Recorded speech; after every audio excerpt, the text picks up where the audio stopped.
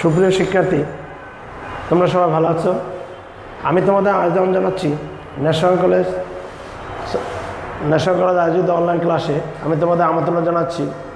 আজকের আমাদের বিষয় সেই হিসাব বিজ্ঞান দ্বিতীয় পত্রের নবম অধ্যায় যে আমরা এর আগে 5টি ক্লাস নিয়েছিলাম, সেই 5টি ক্লাসের আলোকে আজকে ষষ্ঠ ক্লাস শুরু হবে। সেই ষষ্ঠ ক্লাসে তোমরা একটু তোমাদের বইটা, দ্বিতীয় পত্রের মেইন বইটা খুলে নিবে। যে সমস্যা 23 নম্বর অঙ্কটি আমরা আলোচনা করব, যেটা হলো বইয়ের পৃষ্ঠা নম্বর 949। প্রিয় শিক্ষার্থী, তোমরা যদি তোমাদের কোনো কিছু বুঝতে সমস্যা হয় তোমরা অবশ্যই কমেন্ট বক্সে লিখবে, বা দেখতে সমস্যা হলে কমেন্ট বক্সে লিখবে। প্রিয় শিক্ষার্থী, দেখো তাহলে আমাদের বইয়ের যে 23 নম্বর প্রশ্নটা, সমস্যা 23, নির্মে পচা কোম্পানির এর দুটি উৎপাদন পদ্ধতির তুলনামূলক আয় এবং ব্যয় উপস্থাপন করা হয়েছিল। তোমাদের মনে আছে তুলনা করা মানে কি? একটার সাথে আরেকটা মানে কি তুলনা করা, মানে কম্পেয়ার করা, মানে কোনটা ভালো কোনটা খারাপ। এখানে দুটো কোম্পানি সম্পর্কে বলা আছে, মানে একটা কোম্পানি নির্মে পচা কোম্পানির হলো পচা, কিন্তু পদ্ধতি হলো দুইটা, একটা সনাতন পদ্ধতি আর একটা আধুনিক পদ্ধতি। সেই সনাতন পদ্ধতি এবং আধুনিক পদ্ধতির মধ্যে তুলনা করে তোমাকে বলতে হবে তুমি কোন পদ্ধতি প্রয়োগ করবে, কোন পদ্ধতি প্রতিষ্ঠানে লাভজনক। দেখা যাক তাহলে আমাদের এখানে প্রশ্নগুলো কি আছে। বিবরণ: সনাতন পদ্ধতি, আধুনিক পদ্ধতি। সনাতন পদ্ধতিতে আয় আছে 1 লক্ষ টাকা, আধুনিক পদ্ধতিতে আয় 1 লক্ষ টাকা। তাহলে আমরা আয়ের দিক থেকে বলতে পারি দুইটাই ভালো, তাই না? সনাতন পদ্ধতি এবং আধুনিক পদ্ধতি আয়ের দিক থেকে বলতে পারি দুটোই ভালো। কারণ কি? সনাতন পদ্ধতির আয় 1 লাখ টাকা, আধুনিক পদ্ধতির আয় 1 লাখ টাকা। পরিবর্তনশীল ব্যয় হইল যে সনাতন পদ্ধতিতে 40,000 টাকা এবং আধুনিক পদ্ধতিতে হলো 25,000 টাকা পরিবর্তনশীল ব্যয়। এই পরিবর্তনশীল ব্যয়ের মধ্যে তাহলে দেখো তো, সনাতন পদ্ধতি যদি আমরা প্রয়োগ করি সেখানে আমাদের 40,000 টাকা ব্যয় হবে, আধুনিক পদ্ধতি প্রয়োগ করলে 25,000 টাকা ব্যয় হবে। ব্যয় কম কার? কেউ বলতে পারবে? তাহলে ব্যয় কম হচ্ছে আধুনিক পদ্ধতিতে। তাহলে আমরা সেক্ষেত্রে বলতে পারি আধুনিক পদ্ধতি ভালো। প্রিয় শিক্ষার্থী, দেখো তো, অবচয় সনাতন পদ্ধতিতে 12,000, আধুনিক পদ্ধতিতে 20,000। তাহলে আধুনিক পদ্ধতির অবচয় কিন্তু বেশি, তাই না? ব্যবস্থাপকের বেতন সনাতন পদ্ধতি যখন প্রয়োগ করবো তার বেতন মাত্র 15,000, আধুনিক পদ্ধতি প্রয়োগ করলে সেখানে মাত্র 5,000 টাকা বেতন দিতে হবে। তাহলে আধুনিক পদ্ধতিতে কিন্তু আমার ব্যয় কম মানে কি আয় বেশি। কারখানার উপরি ব্যয় 30,000 টাকা এবং 15,000 টাকা। এখানেও দেখা যাচ্ছে সনাতন পদ্ধতির তুলনায় আধুনিক পদ্ধতি ভালো, কারণ আধুনিক পদ্ধতিতে কারখানার উপরি ব্যয় সনাতন পদ্ধতি 30, আধুনিক পদ্ধতি 15, তাহলে ব্যয় কম। আধুনিক পদ্ধতি গ্রহণ করলে কারখানার কিছু জায়গা ভাড়া দিয়ে আয় হবে 10,000 টাকা। এখন দেখো, এটা কিন্তু আয়, তাই প্রদত্ত অঙ্কে আয় আছে কয়টা? দুইটা, এই আয় একটা আর এই একটা। তাহলে কোম্পানির একটি প্লান্ট রয়েছে যার মূল্য 50,000 টাকা। কোম্পানির যে একটা প্লান্ট রয়েছে, এই কোম্পানির প্লান্টের মূল্য কত? 50,000 টাকা। উক্ত প্লান্ট থেকে যে পণ্য উৎপাদিত হয় ওই সকল পণ্য বাজারে অপ্রচলিত হয়ে যাওয়ার কারণে প্লান্টটি আর ব্যবহার করা যাবে না, বিক্রয় করা যাবে না। মানে আসলে তাদের এমন একটা মেশিন আছে, যে প্লান্ট রয়েছে, যে প্লান্টটা তারা 50,000 টাকা খরচ করে ক্রয় করেছিল, কিন্তু এই প্লান্ট এখন তারা বিক্রিও করতে পারছে না, আবার কোনো পণ্য যা উৎপাদন হচ্ছে সে পণ্য তাদের বাজারে চলছেও না। এই অবস্থা তারা কি করবে? এই প্লান্টটি তারা ভগ্নাংশে বিক্রয় করে 12,000 টাকা পাওয়া যেতে পারে। এই প্লান্টটি বিক্রি করে যে লোহা লক্করগুলো আছে বা যে জিনিসগুলো আছে সেগুলো বিক্রি করে 12,000 টাকা পাবে। আমাদের করণীয় কি দেখো তো? উপযুক্ত তথ্যের আলোকে সুযোগ ব্যয় এবং নিমজ্জিত ব্যয়ের পরিমাণ নির্ণয় করো। খ নম্বরে আছে পার্থক্যমূলক আয় এবং ব্যয়ের পরিমাণ নির্ণয় করো। ঘ নম্বরে আছে পচা কোম্পানির দুটি বিকল্পের মধ্যে কোন বিকল্পটি গ্রহণ করবে সে ব্যাপারে সিদ্ধান্ত দাও। মানে তোমার মতামত দিতে হবে, যে তোমার বলবা যে কোন পচা কোম্পানি কোনটা গ্রহণ করবে, সনাতন পদ্ধতি না আধুনিক পদ্ধতি। প্রিয় শিক্ষার্থী, তাহলে আমাদের ক নম্বরে যে প্রশ্ন করছে সুযোগ ব্যয় এবং নিমজ্জিত ব্যয়ের পরিমাণ নির্ণয়। খ নম্বরে কি আছে?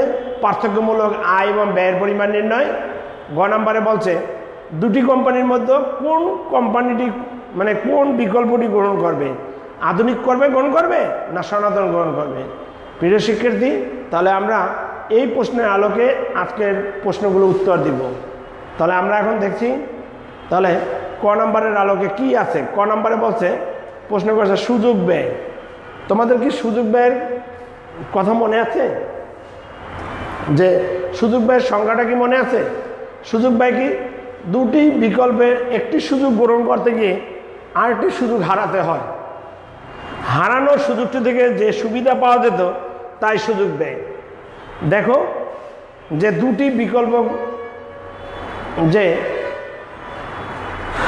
একটি সুযোগ গ্রহণ করতে গিয়ে আরেকটি সুযোগ কী করতে হারাতে হয়। যেমন আমি একটা প্রতিষ্ঠানে চাকরি করি, সেখান থেকে আমাকে 20,000 টাকা বেতন দিবে।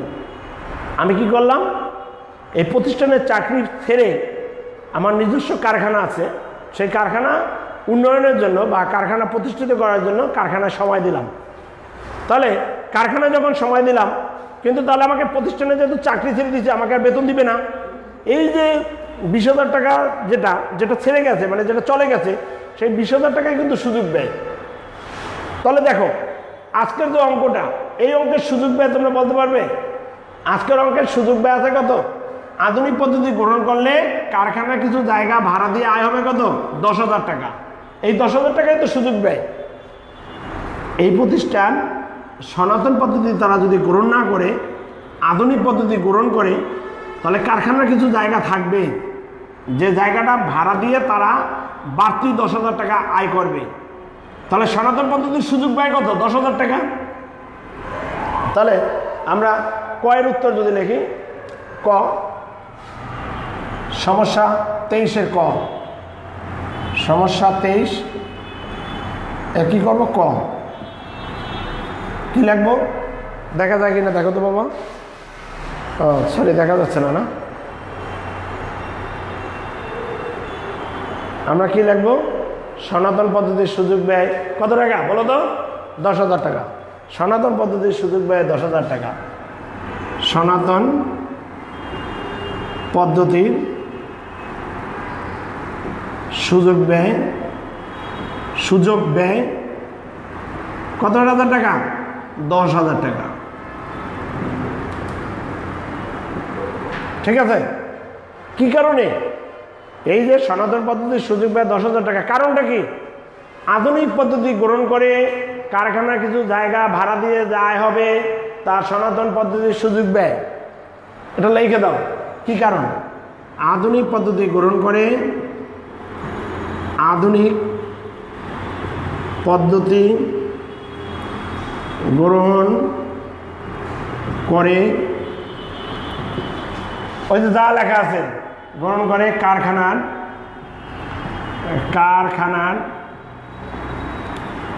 কিছু জায়গা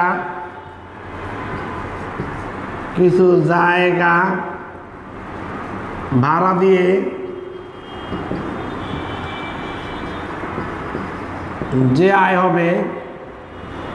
যে আয় হবে তা সনাতন পদ্ধতির সুযোগ ব্যয়। সনাতন পদ্ধতির সুযোগ ব্যয়।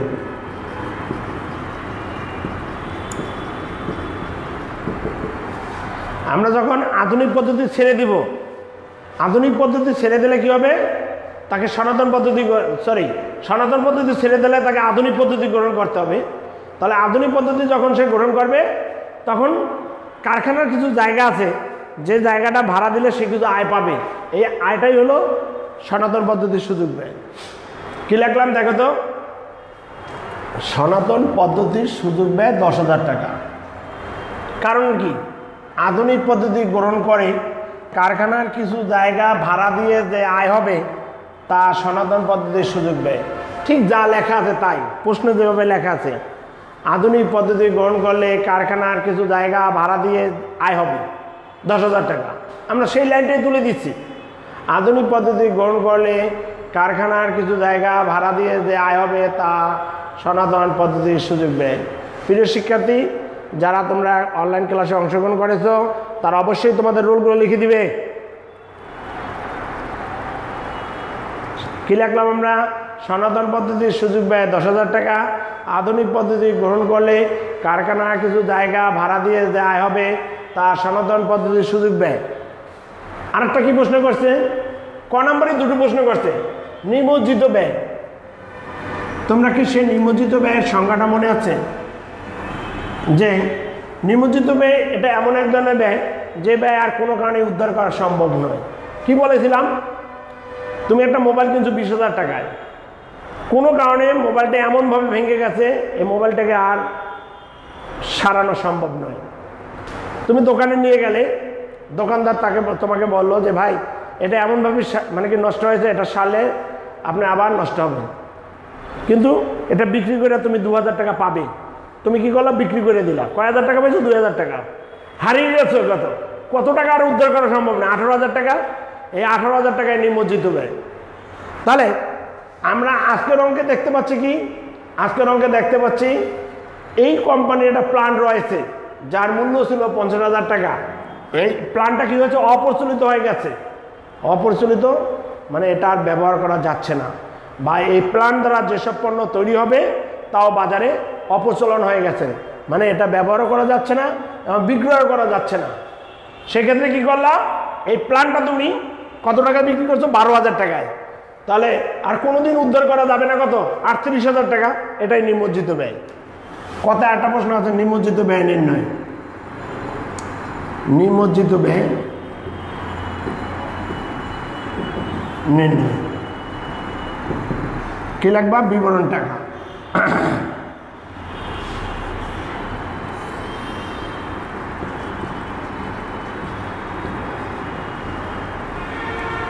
প্রথম কি লাগবে? অপ্রচলিত মেশিনের মূল্য। অপ্রচলিত অপ্রচলিত কি? প্লান্টের মূল্য।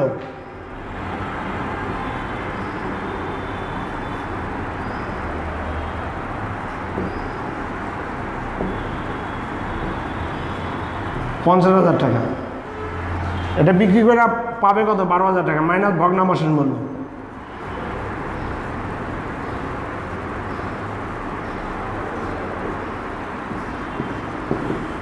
হারিয়ে গেছে কত? আর উদ্ধার করা যাবে না 38,000 টাকা। এটাই 38,000 টাকায় নিমজ্জিত ব্যয়।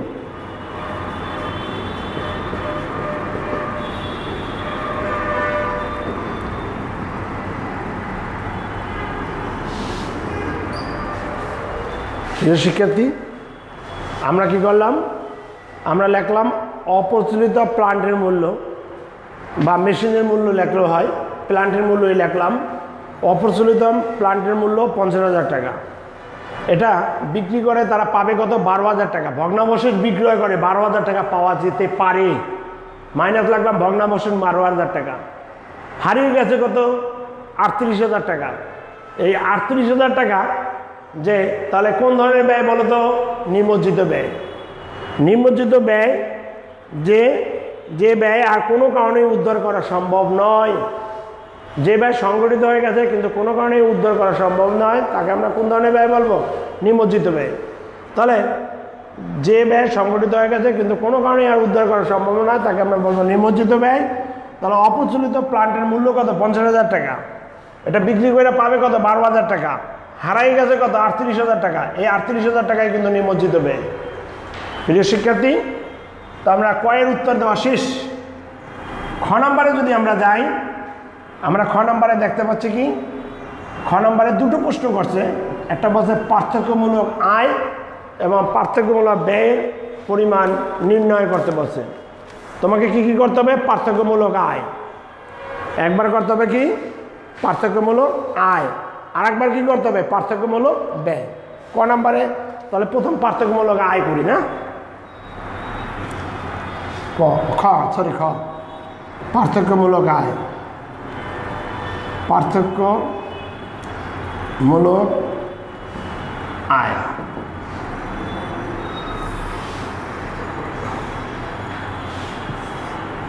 প্রথম লাগবে বিবরণ, সনাতন পদ্ধতি, আধুনিক পদ্ধতি, পার্থক্যমূলক আয়। প্রথম লাগবে বিবরণ, সনাতন পদ্ধতি,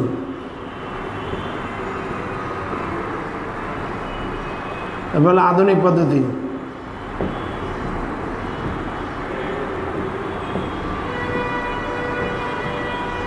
এবার হলো পার্থক্যমূলক আয়।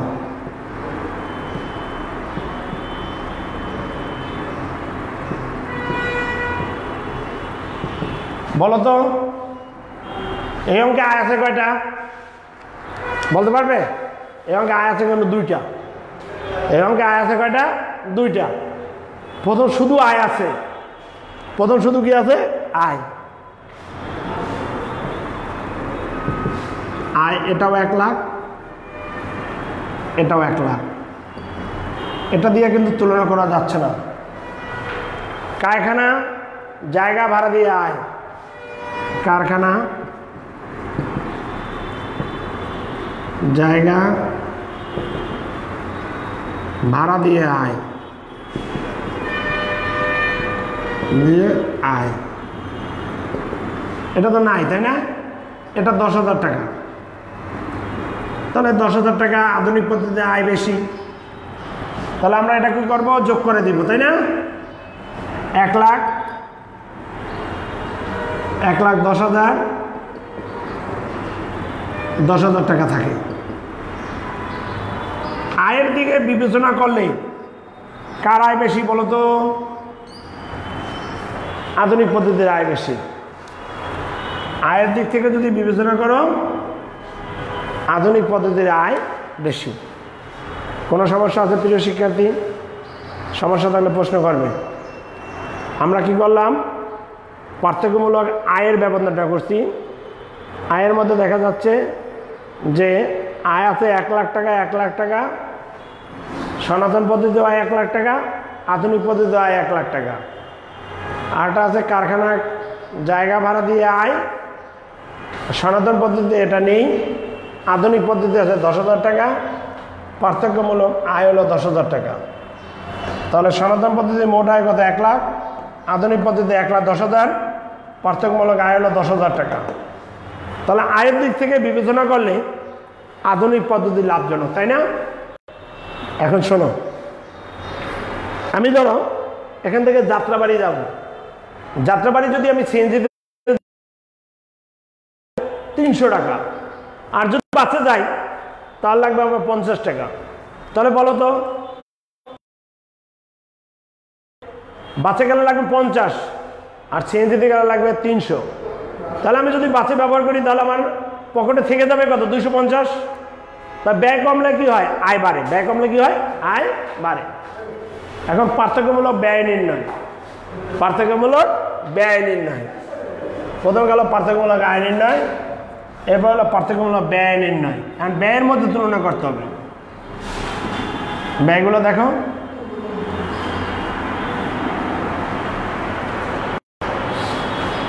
পার্থক্যমূলক ব্যয় নির্ণয়।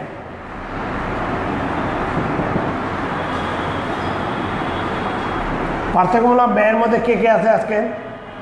প্রথম হলো পরিবর্তনশীল ব্যয়। পরিবর্তনশীল ব্যয়। পরিবর্তনশীল ব্যয়ের মধ্যে সনাতন পদ্ধতি আছে 40,000 টাকা। আধুনিক পদ্ধতি ব্যবহার করলে তাদের ব্যয় হয় 25,000 টাকা। তাহলে সনাতন পদ্ধতির চেয়ে যদি আধুনিক পদ্ধতি ব্যবহার করি তাহলে আমার কিন্তু ব্যয় কমে, তাই না? তা ব্যয় কমলে কি আয় বাড়বে? তাহলে আয় বাড়বে কত? 15,000 টাকা আয় বেড়ে যাবে।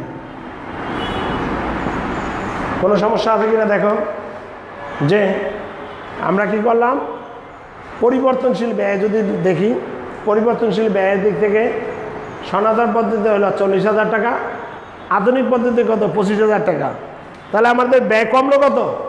ব্যয় কমছে কত? 15,000 টাকা। আধুনিক পদ্ধতি ব্যবহার করলে তাদের ব্যয় কমে 15,000 টাকা। ব্যয় কম মানে কি? আয় বেশি। কারণ একটু আগে তোমাদের যেটা বলেছিলাম যে আমি সিএনজির পরিবর্তে যদি বাস ব্যবহার করি 300 টাকা হলো সিএনজি ভাড়া, আর বাসে গেলে 50 টাকা। তাহলে আমি সিএনজির পরিবর্তে বাসে গেলাম, 250 টাকা আমার পকেটে থেকে যাবে। সে যদি সনাতন পদ্ধতি ব্যবহার করে তাহলে ব্যয় হবে 40,000 টাকা। আধুনিক পদ্ধতি ব্যবহার করলে তার ব্যয় হবে 25,000 টাকা। তার আধুনিক পদ্ধতি ব্যবহার করলে তার ব্যয় কম কত 15,000 টাকা, তাহলে তার 15,000 টাকা থেকে যাবে, মানে আয় বাড়বে। এবার দেখো অবচয়। অবচয়ের ক্ষেত্রে কি হবে? অবচয় প্রথম আছে 12,000 টাকা, পরে আছে 20,000 টাকা, মানে অবচয় বেশি হয়, তাই না? তাহলে অবচয় কত 8,000 টাকা। এরপর আসো ব্যবস্থাপকের বেতন। ব্যবস্থাপকের বেতন সনাতন পদ্ধতিতে যে ব্যবস্থাপক আছে তাকে বেতন দিতে হবে 15,000 টাকা। আধুনিক পদ্ধতি প্রয়োগ করলে তাকে মাত্র 5,000 টাকা দিতে হবে। তাই যদি আমি 5,000 টাকা দেই তাহলে আমার টাকা থেকে যাবে কত 10,000, মানে আয় বৃদ্ধি পাবে 10,000। আর একটা আছে কারখানার উপরি ব্যয়। কারখানা উপরি ব্যয়, কারখানা উপরি ব্যয়। কারখানা উপরি ব্যয়ের ক্ষেত্রে কি হচ্ছে দেখো তো, সনাতন পদ্ধতি হলো 30,000 টাকা। আধুনিক পদ্ধতি প্রয়োগ করলে তার ব্যয় হবে মাত্র 15,000 টাকা। ব্যয় হ্রাস পাবে 15,000, মানে আয় বৃদ্ধি পাবে 15,000 টাকা। দেখো তো কি হয়, দেখি দেখা যাচ্ছে কিনা। একটু দেখো, তাহলে দেখা যাচ্ছে। তাহলে আমরা যদি এটাকে যোগ করি, যাই হোক একটু যোগ করি, কারণ যোগ আবার ভুল হলো তো আবার আর সমস্যা। 40,000 টাকা, 12,000 টাকা, 15,000 টাকা, 30,000 টাকা। আমাদের সনাতন পদ্ধতিতে ব্যয় হলো 97,000 টাকা। প্রিয় শিক্ষার্থী, তাহলে আধুনিক পদ্ধতির ব্যয়টা যোগ করি, 25,000, 20,000, আবার 20,000, 65,000 টাকা। তোমরাই বলো এখন তুমি কারে প্রয়োগ করবে? সনাতন পদ্ধতি ব্যবহার করলে 97,000 টাকা ব্যয় হবে, আধুনিক পদ্ধতি প্রয়োগ করলে মাত্র 65,000 টাকা ব্যয় হবে। তাহলে সনাতন পদ্ধতির যে যদি আধুনিক পদ্ধতি প্রয়োগ করি তাহলে আমার ব্যয় হ্রাস পাবে কত? ব্যয় হ্রাস পাবে 32,000 টাকা। 32,000 টাকা। ব্যয় হ্রাস মানে কি? আয় বৃদ্ধি। ব্যয় হ্রাস মানে কি? আয় বৃদ্ধি। কোনো সমস্যা আছে প্রিয় শিক্ষার্থী? তাহলে আমরা দেখি যে পার্থক্যমূলক ব্যয়ের ক্ষেত্রে কী কী হইল। আমাদের প্রথম লেখছি বিবরণ, সনাতন পদ্ধতি, আধুনিক পদ্ধতি, পার্থক্যমূলক আয়। পরিবর্তনশীল ব্যয়। পরিবর্তনশীল ব্যয়ের মধ্যে আছে 40,000 টাকা। আধুনিক পদ্ধতি ব্যবহার করলে তার ব্যয় মাত্র 25,000 টাকা। তাহলে তার ব্যয় হ্রাস পাবে, মানে ব্যয় কমবে 15,000 টাকা। অবচয় আছে সনাতন পদ্ধতিতে 12,000, আধুনিক পদ্ধতিতে 20,000। সেক্ষেত্রে দেখা যাচ্ছে আধুনিক পদ্ধতির অবচয় কত? 12 থেকে 20। তাহলে আধুনিক পদ্ধতি কিন্তু অবচয় বেশি, তাই না? ব্যবস্থাপকের বেতন সনাতন পদ্ধতি 15,000 টাকা। ওই আমি যদি আধুনিক পদ্ধতি প্রয়োগ করে ব্যবস্থাপক রাখি তাহলে সেখানে মাত্র 5,000 টাকা। তাহলে আমার আধুনিক পদ্ধতি প্রয়োগের সময় তাহলে ব্যয় হ্রাস পাচ্ছে কত? 10,000, মানে আয় বৃদ্ধি পাচ্ছে 10,000 টাকা। কারখানার উপরি ব্যয় সনাতন পদ্ধতি 30,000, আধুনিক পদ্ধতিতে 15,000। তাহলে আমার ব্যয় কমছে কত? 15,000। ব্যয় মানে ব্যয় হ্রাস মানে কি? আয় বৃদ্ধি। তাহলে আমার টোটাল কত? সনাতন পদ্ধতিতে 97,000 টাকা ব্যয়, আধুনিক পদ্ধতিতে ব্যয় হলো 65,000 টাকা। যদি আমি আধুনিক পদ্ধতি প্রয়োগ করি সনাতন পদ্ধতির তুলনায় যদি আধুনিক পদ্ধতি সেক্ষেত্রে ব্যয় কম, সেক্ষেত্রে বলা যাবে আধুনিক পদ্ধতিতে আমার 32,000 টাকা কি থেকে যাবে, মানে পকেটের টাকা থেকে যাওয়া, মানে আয় বৃদ্ধি পাওয়া। প্রিয় শিক্ষার্থী একটু তুলে নিবে, কোনো সমস্যা হলে তোমরা কমেন্ট বক্সে লিখবে। যাই হোক, আমরা পরবর্তীতে যাচ্ছি গ নাম্বার প্রশ্নে। গ নাম্বার প্রশ্নে কি আছে? গ নাম্বারের প্রশ্ন আছে, পচা কোম্পানির দুটি বিকল্পের মধ্যে কোন পদ্ধতি গ্রহণ করবে সে ব্যাপারে সিদ্ধান্ত দাও। মানে তোমাকে বলতে হবে তারা কোন পদ্ধতি গ্রহণ করবে, সনাতন না আধুনিক, কোনটা? পার্থক্যমূলক আয় ব্যয় বিশ্লেষণ করতে বলছে। পার্থক্যমূলক আয় ব্যয় বিশ্লেষণ।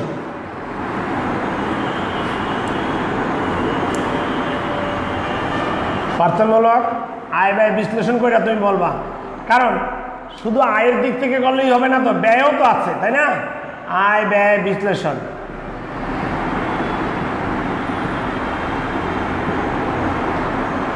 বিবরণ সনাতন পদ্ধতি এত লাগবে না, কারণ আমাদের জায়গা কম লাগবে। আধুনিক পদ্ধতি পার্থক্যমূলক আয়। আয়ের দিক থেকে দেখি কে ভালো। আয় হলো 1 লাখ টাকা, আয় হলো 1 লাখ টাকা। আধুনিক পদ্ধতির আয় কত? 1,10,000 টাকা, 10,000 টাকা। তারপর হলো ব্যয়। ব্যয়ের দিক থেকে দেখি কি হয়। ব্যয়ের দিক থেকে কি হচ্ছে? ব্যয়ের দিক থেকে দেখা যাচ্ছে টোটাল ব্যয় 97,000 টাকা, ব্যয় হলো 65,000 টাকা, ব্যয় হ্রাস পাচ্ছে কত? 32,000 টাকা। তাহলে বলো তো, এটা যদি তফাৎ করি, আয় আর ব্যয়ের যদি তফাৎ করি কি হবে বলতে পারবে? আয় আর ব্যয়ের তফাৎ করলে এটা 3,000 টাকা, এটা কত হয়? 45। কইটাই দেখি, তাই না? 1,10,000 মাইনাস হলো 65, 45,000 টাকা। এখানে 42,000 টাকা আয় বেশি। এখন এই অঙ্কের চেহারা দেখলেই বলতে পারতে, মানে তোমরা নিজেরাই বলতে পারবে কে ভালো। এখানে তো মনে হয় তো আমার বলার প্রয়োজন হচ্ছে না কে ভালো। বলো তো কে ভালো? অবশ্যই আধুনিক পদ্ধতি। কারণ আমরা যদি আধুনিক পদ্ধতি প্রয়োগ করি তা আমার 42,000 টাকা প্রতিষ্ঠান বাড়তি থাকবে, মানে আয় বৃদ্ধি পাবে। তাহলে আয় ব্যয়ের যখন তুলনা করব, মোট আয়ের মধ্যে এখানে তুমি লিখতে পারো মোট আয়, একটু লিখতে পারো মোট আয় মোট ব্যয়। কারণ আয় আর ব্যয় বলতে এখানে কি বোঝা যাবে? মোট আয় মোট ব্যয়। তাহলে মোট আয় কত? সনাতন পদ্ধতিতে আয় হলো 1 লাখ টাকা, আধুনিক পদ্ধতিতে আয় হলো 1,10,000 টাকা, তারপর এবং পার্থক্যমূলক আয় হলো 10,000 টাকা। মোট ব্যয় সনাতন পদ্ধতির হলো 97,000 টাকা এবং আধুনিক পদ্ধতি কত? 65,000 টাকা। তাহলে ব্যয় বৃদ্ধি পাচ্ছে কত? 32,000 টাকা, সরি আয় বৃদ্ধি পাচ্ছে। তাহলে আমরা যদি তুলনা করি তাহলে সনাতন পদ্ধতি 3,000 টাকা, আধুনিক পদ্ধতিতে 45,000 টাকা। তার তুলনা করলে আয় বৃদ্ধি পাচ্ছে কত? 42,000 টাকা। তাহলে মন্তব্য করতে বলছে কে ভালো সেটা মন্তব্য করতে হবে। উপরে বিশ্লেষণ থেকে দেখা যায় যে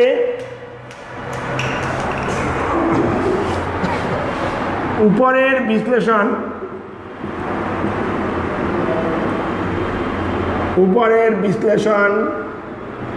থেকে দেখা যাচ্ছে যে সনাতন পদ্ধতির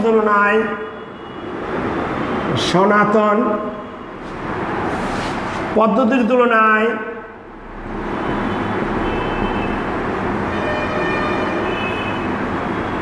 আধুনিক পদ্ধতি লাভজনক। আধুনিক পদ্ধতি লাভজনক।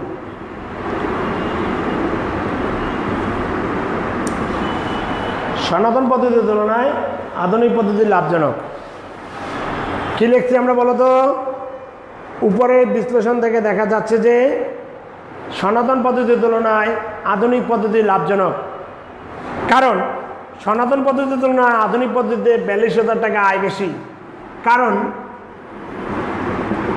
সনাতন পদ্ধতির তুলনায়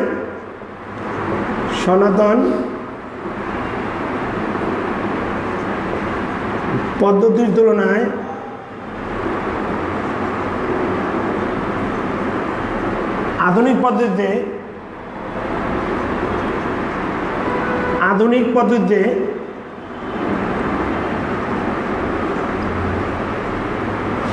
42,000 টাকা আয় বেশি।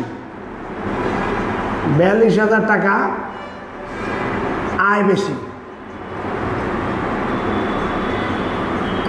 এতটুকু লেখলেও হবে। কি লিখলাম লেখাটা একটু দেখে নাও প্লিজ। উপরের বিশ্লেষণ থেকে দেখা যায় যে আব্দুল হাদি। ধন্যবাদ বাবা, তুমি ক্লাসে থাকো ভালো, কিন্তু আমি তোমাকে গত ক্লাসে বলেছিলাম যদি একটু আগে থাকো তাহলে অন্তপক্ষে আরও ভালো লাগবে। যাই হোক চেষ্টা করো সম্ভব তোমার পক্ষে। তাহলে আমরা দেখতে পাচ্ছি কি উপরে বিশ্লেষণ থেকে দেখা যাচ্ছে যে সনাতন পদ্ধতির তুলনায় আধুনিক পদ্ধতি লাভজনক, কারণ সনাতন পদ্ধতির তুলনায় আধুনিক পদ্ধতিতে 42,000 টাকা আয় বেশি। প্রিয় শিক্ষার্থী, তাহলে আমরা আজকে সমস্যা 23 করলাম। তোমরা ঠিক সেম অঙ্ক, একই জাতীয় অঙ্ক, তাহলে তোমরা বাসায় সমস্যা 25 ট্রাই করবে। আর সমস্যা 23 করতে গিয়ে যদি আর কোনো সমস্যা হয় আমাকে অবশ্যই জানাবে। সবাই ভালো থাকবে, অঙ্ক প্র্যাকটিস করবে, বাসায় পড়াশোনা করবে এবং যে ঘর থেকে বের হবে না, স্বাস্থ্যবিধি মেনে চলবে, এই আশা রেখে আজকে আমি আমার ক্লাস এখানে শেষ করছি।